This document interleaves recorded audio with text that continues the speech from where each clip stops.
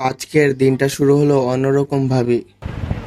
ভাবলাম আগে নিজের পরিচয় দিয়ে রাখি, মানে ক্যামেরা যখন অন করেছি তখন জিমের পোজ তো একটু দিতেই হবে। এরপর ভাবলাম রেডি হওয়া যাক, জামা কাপড় ঠিক করে নিলাম কারণ আজকে বাইরে যাওয়ার আর এইভাবেই আমি বের হওয়ার জন্য পুরোপুরি রেডি। কিন্তু বের হওয়ার পর বন্ধুর সাথে দেখা হয়ে গেল আর একে দেখে আমার মাথায় প্র্যাঙ্ক করার আইডিয়া চলে আসলো। পর্যন্ত প্র্যাঙ্কটা এমন জায়গায় গেল আমার দেখে হাসি পাচ্ছিল। এর মধ্যে দিনের আলোটা আস্তে আস্তে বদলে যাচ্ছিল। বাইরে এসে আকাশটার দিকে তাকিয়ে মনে হলো আজকের বিকালটা বেশ সুন্দর। আর তখনই মনে হলো আজকে একটু টিএসসি ঘুরে আসা যায়। দেরি না করে টিএসসির উদ্দেশ্যে রওনা দিলাম। ম্যানুয়ালি আমি রাস্তার দৃশ্যগুলো এনজয় করছিলাম।